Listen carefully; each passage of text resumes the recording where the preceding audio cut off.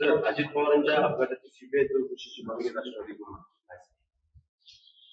यापूर्वीच त्या अपघातासंदर्भात माननीय मुख्यमंत्र्यांनी DGCला पत्र देऊन त्या संपूर्ण प्रकारची संपूर्ण चौकशीच्या त्या ठिकाणी विनंती केलेली आहे. मला वाटतं याच्या संदर्भात जे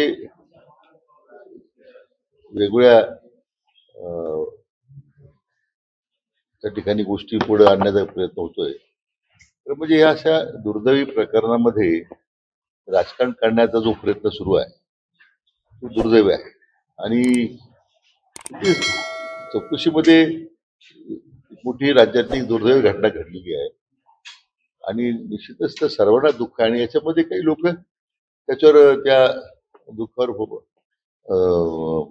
दुःखामध्ये आधार देण्यापेक्षा मला वाटतं लोकांचा बुद्धिभेद करण्याचा काही मंडळी प्रयत्न. रोहित पवार असं म्हणतात की ब्लॅक बॉक्स जो आहे तो आगीपासून सुरक्षित आहे, मात्र राजकारणापासून सुरक्षित नाही.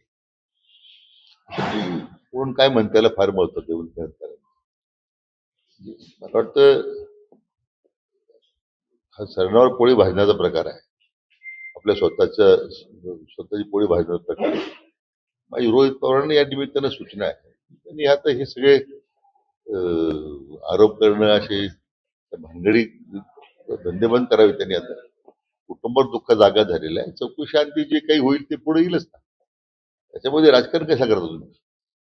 हैदराबाद बँकेचा आदेश लागू झाला. मराठवाड्यात रोज 310 करोड रुपयाचं वाटप करण्यात आलं. जरांगे पाटलांनी पुन्हा जगापट्टा झाला तर आंदोलनाचा इशारा. नाही, मी खरं म्हणजे याच्यात मान्य जरांगे पाटलांच्या भावनेचा मी पूर्ण आदर करतो. याच्यात काही सरकारची वेगळी भूमिका नाहीच आहे. खरं आतापर्यंत जर मराठवाड्याचा विचार झाला तर साधारण 1.5 लाखापर्यंतचे दाखले पूर्वीच दिले गेलेले आहेत. आता हैदराबाद गॅजेट लागू झाल्यानंतर जी त्यात वंचित राहिलेली लोक आहेत त्याच्यामध्ये वेळोवेळी त्या संबंधित विभागीय आयुक्त जे संभाजीनगर आहेत त्यांना खरं सूचना केलेल्या आहेत.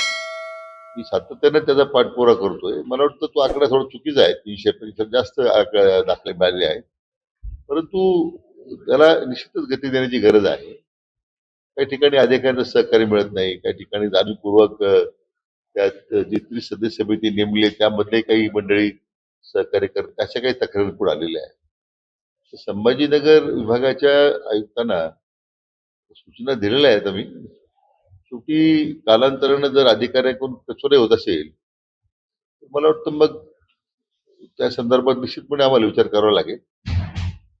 अंतिम सूचना आता विभागीय आयुक्तांना दिलेल्या आहेत. ते असतील, जिल्हाधिकारी असतील, खालची यंत्रणा असेल, त्याच्यामध्ये मात्र मग आम्हाला कठोर पावलं उचलावं लागतं. जरांगे पाटलांनी जे धनंजय मुंडे यांना इशारा दिलाय, माझ्या दाबीला आपण 22 प्रकरण धनंजय मुंडेची माझ्याकडे आहे. तो तसं मान्य जरांगे पाटील साहेबांकडे धनंजय मुंडेंच्या संदर्भात काय प्रकरण आहेत काय नाही त्या व्यक्तिगत वादामध्ये मला जायची इच्छा नाही आहे. तो त्यांच्या स्तरावर त्यांनी त्या संदर्भात काय करायचं, काय आरोप करायचे, त्याच्यावर काय खुलासे करायचे त्याचा प्रश्न आहे.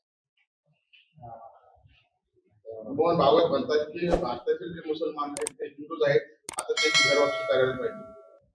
असे आदरणीय भागवतजी ज्येष्ठ मार्गदर्शक आहे. शेवटी त्यांच्या भूमिकेबद्दल त्यांनी मांडल्या भूमिकेबद्दल भाष्य करणं मला काही उचित वाटत नाही. मुस्लिम आरक्षणाचा विषय 5% आरक्षण रद्द करण्यात आलेलं आहे आणि शासनाकडून सुधारित आदेश जारी करण्यात आले. यापूर्वीच तो खरं आरक्षण रद्द करण्याची कार्यवाही सुरू होती. कारण तो काही त्याला एक विशिष्ट कालावधी मान्य उच्च न्यायालयाने दिलेला होता. त्याच्यानंतर मात्र ते आपोआपच रद्द झालेले. ते काही कुठे रद्द करण्याची भूमिका नव्हती. असे की अन्य राज्यामध्ये सुद्धा जर माझी माहिती अशी की आंध्र प्रदेशमध्ये सुद्धा तो देण्याचा प्रयत्न झाला, तिथे ते न्यायालयाची कसोटीमध्ये टिकलं नाही. त्यामुळे विनाकारण काही मुस्लिम समाजाचं आरक्षण रद्द करण्याची भूमिका शासनाने घेतलेली असं मानण्याचं कारण. यावर विद्या दिल्लीने ट्विट केलेलं आहे की ते म्हणतात पहिलेच मुस्लिम समाज हा आरक्षणापासून वंचित आहे, शिक्षण आणि नोकरीपासून वंचित आहे. त्यात आरक्षण काढल्यामुळे अजूनही परिणाम होईल, मुस्लिम समाज पूर्णपणे यापासून दूर राहील. मला असं काही वाटत नाही. म्हणजे इम्तियाज जलील यांचं काही आरक्षणामुळे त्यांच्या स्वतःच्या राजकीय असलेल्या दोघांनी भाग वेगळा, परंतु मुस्लिम समाजाच्या मुलांमध्ये आजही अतिशय मोठे जर तुम्ही आकडेवारी मला वाटतं राज्य सरकारने आम्ही प्रसिद्ध करू किती समाजाची मुलं आज शिक्षण घेत आहेत, उच्च शिक्षण घेत आहेत, चांगल्या स्तरावर त्यांना आता संधी मिळते अशी अनेक उदाहरण आपल्याला देता येतील. शिवसेना पक्ष आणि धनुष्यबाण यांच्या प्रकरणी आज सुप्रीम कोर्टात सुनावणी. असे मान्य सर्वोच्च न्यायालयाच्या मध्ये सुरू असणाऱ्या प्रकरणात आपण काय भाष्य करतो? जवळ म्हणतात की मला बदनाम करण्याचं काम केलं माझं कोणाला तरी पाहिजे त्यासाठी हे सगळे खटकून झाले. असं आहे, तू जनता प्रत्येकाचा एक दृष्टिकोन पाहण्याचा वेगळा आहे. त्यात झिरवळ साहेबांना काय वाटतंय, पण मला वाटतं अतिशय लढवाई आणि निष्ठुरपणे काम करणारा कार्यकर्ता म्हणून मान्य झिरवळ साहेबांची ओळख. त्यांना निश्चितपणे बदनाम करत असेल तर बरोबर नाही. त्यांनी स्वतःच मागणी केलेली चौकशी करावी म्हणून. मला वाटतं त्यांच्या मागणीचा शासन स्तरावर निश्चितपणे विचार होईल. पण केवळ कुठेतरी काही प्रकरणात कोणी लाच घेतली म्हणून त्यांच्यावर आरोप होता, या संदर्भात मात्र चौकशीमध्ये पुढे येईल. पण झिरवळ साहेब हे माझे व्यक्तिगत मित्र आहेत आणि इतक्या वर्षांना ओळखतो, ते असं काही करतील असं मला वाटत नाही. अजितदादांच्या पुढच्या दिवशी शाळांना परमपत्र वाटप केल्यानंतर अल्पसंख्याक विभागाच्या सचिवांची बदली करण्यात आली. नाही, आता शासकीय दुखवटा होता 3 दिवसाचा, सुट्ट्या होत्या. आता त्यांच्या गैरहजेरीत जर आता काही प्रकार घडले असतील, मला वाटतं कालच त्यांच्या संदर्भात त्यांची तडकाफडकी बदली झालेली आहे, त्याची चौकशी होईल. पण असं जर असं काही त्या अधिकाऱ्यांनी केलं असेल तर कारवाई झालीच पाहिजे. मालेगावचे उपमहापौर शहाणे त्यांचं म्हणणं आहे की टिपू सुलतानाचा फोटो कोणी काढू शकत नाही कारण तो संविधानात आहे.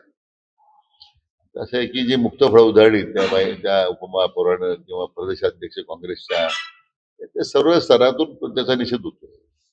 असं लागून चालन जे झालेलं आहे, मला वाटतं त्याला काहीतरी परिसीमा असली पाहिजे.